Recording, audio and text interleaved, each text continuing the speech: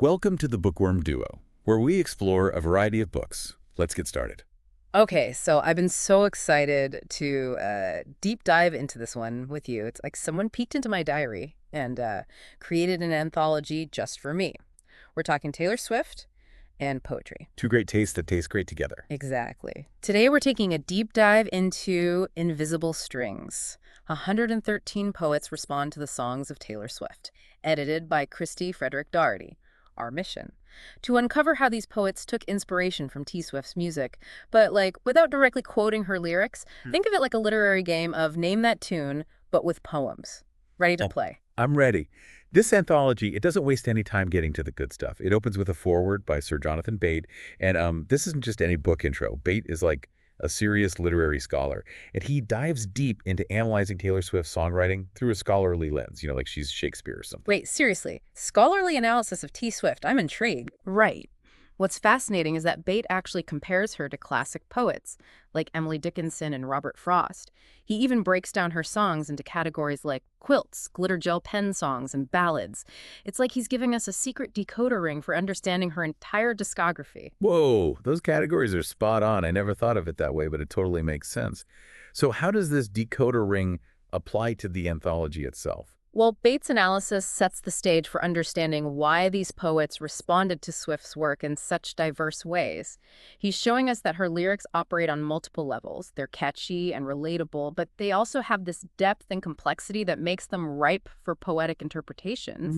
He's giving us permission to take her music seriously as literature. Mind blown. Okay, Yeah. so we've got this serious scholarly take on Taylor Swift. What comes next? Well, then we hear from the editor herself, Kristie Frederick Daughtery, in the introduction. And this is where things get a bit more personal. Daughtery shares her own journey as both a Swiftie and a poetry enthusiast, which is how she came up with this whole concept for the anthology.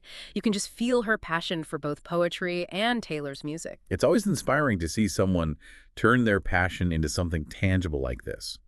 But with 113 poets involved, this must have been a massive undertaking. How did Daughtery manage to pull it all together? Well, it sounds like she had a great collaborator in Pulitzer Prize-winning poet Diane Seuss. Having someone with Seuss's level of experience and recognition on board definitely adds another layer of credibility to the project. Wow, Pulitzer Prize winner and the Taylor Swift fan. Diane Seuss is officially my new hero. So we've got this awesome framework from Bate, a passionate introduction from Daughtery, and a sprinkle of Pulitzer Prize magic. Where do we go from here? Now we get to the heart of it all. The poems themselves. And trust me, you're in for a treat. Each poet brings their own unique style and perspective to interpreting Taylor Swift's songs, and the range of responses is incredible. Okay, I'm officially on the edge of my seat. Can you give me a sneak peek? What kind of poems are we talking about here? Spill the tea. All right. Let's start with Robin Ben's poem, How Can I Tell You What Dark Wing? It's this powerful reflection on past heartbreak and the search for healing. Without even mentioning any lyrics, it totally channels the same raw vulnerability and resilience that you hear in Swift's All Too Well.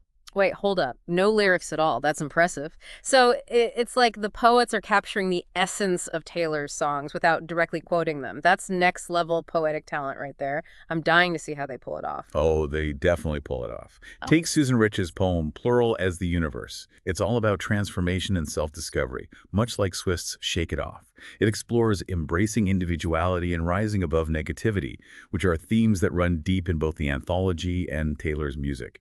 Okay, I'm sensing a pattern here. Right. It's like these poets are creating a whole new layer of meaning on top of Taylor Swift songs. Yeah. All right, to dive deeper.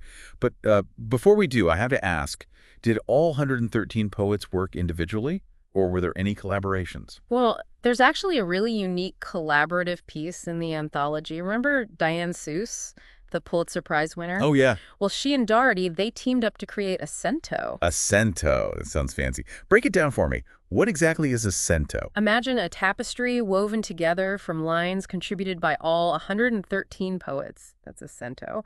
Each poet offered up a line or two, and Seuss and Daughtery wove them together into a brand new poem. Wow. That's incredible. So it's like a giant poetic quilt made up of 113 different voices. What song did they use for this epic collaboration? They chose All Too Well, which, makes sense, considering its themes of memory, heartbreak, and resilience really tie the anthology together. It's almost like hearing 113 different perspectives on the same emotional experience. Okay, I'm officially hooked. This anthology is blowing my mind. But we haven't even gotten to the outro section yet, where the poets reflect on their creative process and the impact of Taylor Swift's music on their lives and work. What gems did you discover there? Oh, the outros are a treasure trove of behind-the-scenes insights. It's like getting a glimpse into the minds of these poets and their relationship with Taylor Swift's music. Ooh, tell me more. What kind of insights are we talking about? Well, for example, one poet, they hilariously described how they got so absorbed in their assigned Taylor Swift song that they started incorporating her rhythms and phrasing into their everyday speech. Their partner even called them out on it. Huh. That's amazing. It's like Taylor Swift's music became a soundtrack to their life, influencing not just their writing, but like their way of thinking and communicating. That's dedication. So these outros are full of fun anecdotes. What else did you find? There are definitely some funny moments, but there are also some really touching reflections. One poet shared how Taylor Swift's music helped them through a difficult period in their life. They talked about feeling understood and comforted by her lyrics, which gave them the strength to keep going. That's the power of music, right? It can be such a source of comfort and inspiration, especially during tough times. I'm already feeling that intersection of poetry and popular music. It's not just about enjoying a catchy tune, it's about how those lyrics can spark deeper reflections and inspire creative expression. Precisely. This anthology, it isn't just a collection of poems, it's a testament to Taylor Swift's ability to create music that resonates with people on a deep emotional level. I'm dying to hear more about those personal reflections. Can you share another story from the outros? Sure. One poet talked about how the project made them reevaluate their creative process. They realized they'd been putting too much pressure on themselves to be perfect and original. But this anthology, it helped them embrace vulnerability and imperfection, which felt liberating for their writing. That's so relatable. So many artists struggle with that fear of not being good enough. It's inspiring to hear how this project helped them break free from those limitations and embrace their own unique voices. Yeah, it speaks to the power of collaboration and community, right? This anthology wouldn't exist if these poets hadn't been willing to step outside of their comfort zones and engage with Swift's music in a new and unexpected way. Okay, I'm ready for another juicy anecdote. Give me more. Okay. One poet shared a funny story about their initial reaction to being assigned a particular song. They admitted to not being a huge fan of the song at first, but after spending time with it, they discovered hidden layers of meaning and complexity that they'd never noticed before. You know what they say? Don't judge a book by its cover. Sometimes we need to spend time with something, really immerse ourselves in it, before we can appreciate its true value. Exactly. This anthology encourages us to look beyond the surface and engage with Swift's music on a deeper, more analytical level. And it's clear that these poets took that challenge to heart. It sounds like this deep dive into invisible strings is really more about uncovering invisible connections between poetry and popular music, between Taylor Swift's work and these poets' lives, and even between the poets themselves. Yeah, you could say that. It's about finding inspiration in unexpected places, about the power of collaboration, and about the enduring impact of art on our lives. I am loving this journey. Give me another outro highlight. All right. One poet talked about how the project helped them connect with other poets in a way they never had before. They described feeling a sense of community and shared purpose, which was especially meaningful during a time of social isolation. That's such a beautiful sentiment. Art has this incredible ability to bring people together, even in the midst of challenging times. It's a reminder that we're not alone in our experiences, and that finding connections through shared passions can be a powerful source of comfort and inspiration. This has been an incredible journey so far. Before we move on to the next part of our deep dive into invisible strings, let's take a moment to let everything we've discussed sink in. Absolutely. Think about what's resonating with you, a particular poem, an insightful quote, or a personal connection you've made with the material. We'll pick back up with more poetic discoveries in part 2. Welcome back to our deep dive into invisible strings. It's amazing how these poets have taken Taylor Swift's music and, transformed it into something entirely new yet still so recognizable. I know, right? It's like they've unlocked a secret code hidden within her lyrics. I'm ready to crack open more of these poetic mysteries. What treasures await us in this next batch of poems? Let's start with Bianca Stone's Love's Cure. This poem dives into the complexities of love and memory just like Taylor's Red Era. It explores how love can heal and wound, and how the memories we hold on to can shape our present experiences. Red is such an emotionally charged album, full of passionate highs and devastating lows. Did Stone's poem capture that intensity? Absolutely. The poem uses vivid imagery that evokes both the thrill and the ache of love. It's like Stone took the raw emotions of red and spun them into a delicate tapestry of words. Okay, color me intrigued. I'm always amazed by how poets can convey so much emotion with just a few well-chosen words. What other poetic gems did you unearth? There's one by Tyler Knott Gregson called A Shared Nocturne. It's hauntingly beautiful, exploring themes of loss, regret, and the desire to undo past mistakes. Think along the lines of Taylor's folklore era, with its misty, melancholic vibe. Ooh, Folklore's my go-to album for those introspective rainy day moods. How did Gregson's poem tap into that same vibe? Well, the poem uses this incredible imagery of unbuilt walls and birdsong in reverse. It's like stepping into a world where time is flowing backward and you're trying to recapture something that's already gone. It's incredibly evocative and captures that folklore sense of longing and nostalgia perfectly. Wow, getting chills just thinking about it. This anthology is really showcasing the power of language to evoke emotions and create entire worlds. What other poetic worlds await us? Let's shift gears and travel to a completely different world with Amy Nezukumatathol's Postcard from the Jardin du Palais Royal. This poem is a breath of fresh air, celebrating the joy of new love and the excitement of travel. It reminded me of Taylor's Lover era with its vibrant romantic energy. Oh, a little bit of sunshine after the rain. Lover is definitely one of Taylor's most playful and romantic albums. What kind of imagery did Nezuko Matata use to capture that feeling? The poem is full of vibrant colors and sensory details. She describes pink chestnut trees, creamy pink roses, and the feeling of spring in the air. It's like stepping into a whimsical fairy tale where everything is infused with love and possibility. I love that. It's a reminder that even in the midst of heartbreak and longing, there's always room for hope and new beginnings. Okay, I'm ready for another deep dive into a poetic world. What's next? Let's explore Nina Mignapol's Roroa Road. This poem uses fragmented memories and evocative imagery to create a sense of longing and displacement similar to the emotional landscape of Taylor's 1989 era, especially the song Out of the Woods. Out of the Woods is such a unique song, full of swirling emotions and a sense of precariousness. How did Paul's poem capture that feeling? The poem has this lyrical stream of consciousness style that mirrors the song's emotional turbulence. Pauls uses these vivid fragments of memory and imagery to create a feeling of being lost and searching for a way back to something, but you're not even sure what that something is. Wow, that's such a powerful way to describe the feeling of uncertainty and yearning. Okay, I'm officially in awe of these poets and their ability to capture such complex emotions in their work. What other treasures lie ahead? Let's delve into Yusuf Komunyaka's Dreaming the Lowdown. This poem has a gritty, soulful vibe that explores themes of redemption, perseverance, and the complexities of human relationships. It reminded me of Taylor's Reputation era, particularly the song Delicate. Interesting. Reputation is definitely Taylor's edgiest album. What elements of Komunyaka's poem aligned with that era? Well, the poem uses bluesy rhythms and evocative language that creates a sense of darkness and mystery, much like Delicate. It's a poem that explores the darker side of human nature and the struggle to find your way back from a place of pain and disillusionment. It's fascinating to see how these poets found inspiration in such a wide range of Taylor Swift's music, from her most romantic ballads to her most defiant anthems. What other surprises does this anthology hold? How about a poem that tackles some social commentary? Tommy Archuletta's Transom confronts the hypocrisy and corruption of the modern world. Its use of satire and social critique reminded me of Taylor's Lover era, specifically The Man. I love that. It's so important for art to reflect the complexities of our times. What specific issues did Archuleta address in their poem? Well, Archuleta takes The Man as a jumping-off point to explore broader issues of gender inequality and social justice.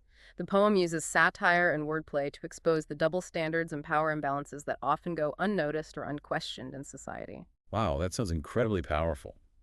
I'm really drawn to art that challenges us to think critically about the world around us. What other thought-provoking poems did you find? Here's one that explores the intricacies of identity and belonging. Amanda Lovelace's One May Morning.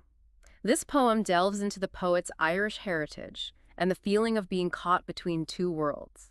It reminded me of the themes in Taylor's folklore, particularly Invisible String. Ooh, Invisible String is all about those unseen forces that shape our lives and connect us to one another.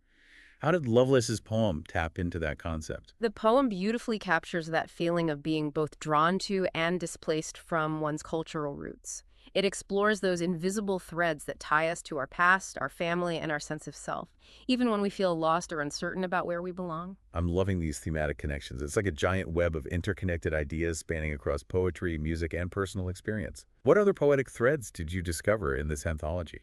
Let's explore Kelly Russell Egadon's In Wonderland. We're surprised, not surprised, to learn the chamomile tea tastes bitter. This poem takes us on a whimsical journey of self-discovery, but it also acknowledges the challenges and complexities of modern life. The style reminded me of Taylor's 1989 era, especially the song Blank Space. I can totally see that. Blank Space is fun and playful on the surface, Mhm. but it also has this underlying layer of self-awareness and reflection. Did Agaddon's poem capture that same duality? Absolutely. Agadon uses surreal imagery and playful language to create a poem that is both entertaining and thought-provoking. It's like she's inviting us to explore the absurdity of life while also acknowledging the deeper truths that lie beneath the surface. This anthology is truly a kaleidoscope of emotions, perspectives, and poetic styles. I'm feeling so inspired right now. Okay, I'm ready for another deep dive. What's next? Let's explore Subhaga Crystal Bacon's Radioactive Apology. This poem, it doesn't hold back. It's raw and powerful, confronting the aftermath of a toxic relationship. The imagery reminded me of Taylor's Reputation era, specifically the song I Did Something Bad. I Did Something Bad is such a fierce and unapologetic song, full of righteous anger and defiance. Did Bacon's poem tap into that same energy? It definitely did. The poem uses this incredible imagery of nuclear fallout and emotional destruction to convey the devastating impact of a toxic relationship. It doesn't shy away from the darkness and pain, but it also hints at the possibility of healing and moving on. Wow, that sounds intense. It's amazing how these poets found such diverse ways to connect with Taylor Swift's music, from exploring her romantic themes to delving into her darker, more defiant moments. What other poetic interpretations are waiting to be discovered? Let's look at Christian Gillette's Another Version of Us. This poem is bittersweet and introspective, reflecting on a past relationship and the paths not taken. It reminded me of Taylor's Lover era, specifically the song Cornelia Street. Cornelia Street is such a beautiful and heartbreaking song, full of longing and nostalgia for a lost love. How did Galeb's poem evoke those same emotions? The poem captures that feeling of looking back on a relationship with both fondness and regret, wondering what might have been if things had gone differently. It explores the power of memory to both preserve and distort our experiences, leaving us with a mix of sweetness and sorrow. It's incredible how these poems serve as windows into not only the poet's souls, but also into the hearts of countless Taylor Swift fans who have connected with her music on such a deep level. You're right. This anthology is really a testament to the power of music to inspire and connect people from all walks of life.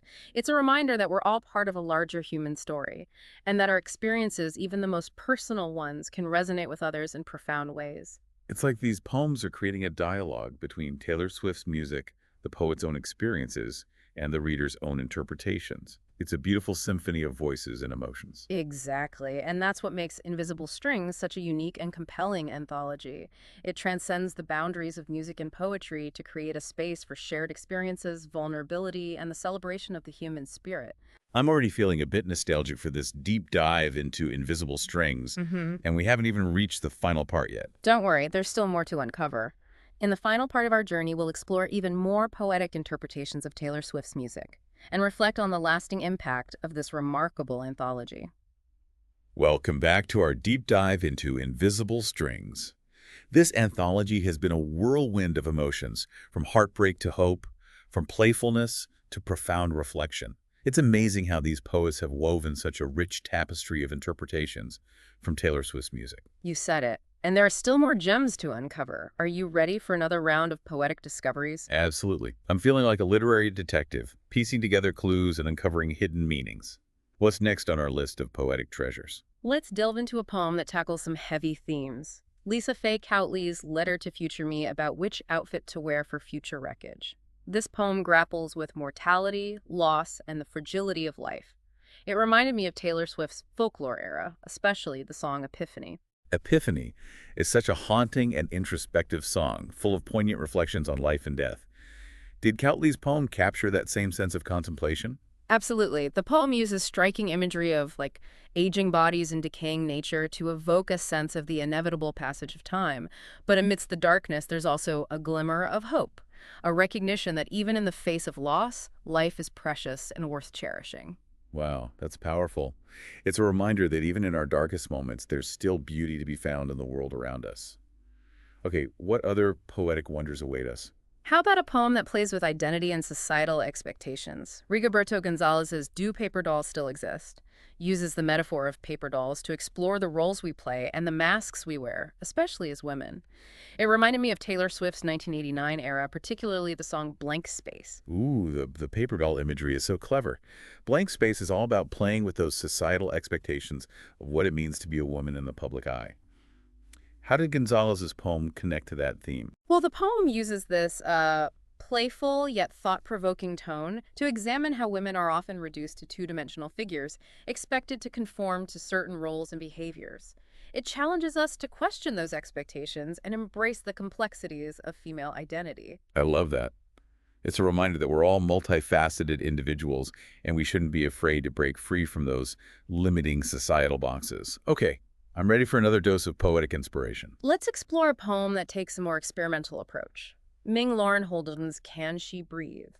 This poem uses fragmented language and evocative imagery to explore themes of confinement, suffocation, and the struggle for freedom. The style reminded me of Taylor Swift's Reputation era, particularly the song Don't Blame Me. Don't Blame Me Yeah. has that dark, intense energy that really gets under your skin. Did Holden's poem evoke that same feeling? Definitely. The poem uses these short, choppy lines and visceral imagery to create a sense of claustrophobia and desperation. It's like you're trapped in a cage, struggling to break free from the constraints that are holding you back. Wow, that's a powerful image.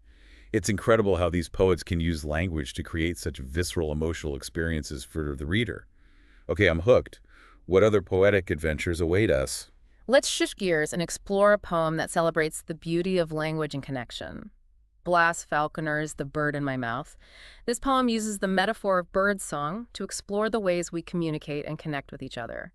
It reminded me of Taylor Swift's folklore era, particularly the song Seven. Seven is such a delicate and evocative song, full of childhood memories and a sense of longing for a simpler time. How did Falconer's poem connect to that feeling? Well, the poem uses these beautiful lyrical descriptions of birdsong to evoke a sense of wonder and innocence. It's like a reminder to listen closely to the world around us and appreciate the beauty of simple things like the sound of a bird singing. I love that. It's so easy to get caught up in the hustle and bustle of everyday life that we forget to appreciate those quiet moments of beauty. Okay, what other poetic treasures have you unearthed? Let's explore a poem that embraces resilience and the cyclical nature of life. Joy Harjo's On the Stairs. This poem reflects on the journey of growth and change, acknowledging the ups and downs that come with being human. It reminded me of Taylor Swift's Lover era, particularly the song Daylight. Daylight is such an uplifting and hopeful song, all about finding light, even in the darkest of times. Did Harjo's poem capture that same spirit of resilience? Absolutely. The poem uses imagery of stars, blackbirds, and the passage of time to create a sense of continuity and hope. It acknowledges that life is a journey full of challenges, but it also suggests that there's always a possibility for growth and renewal.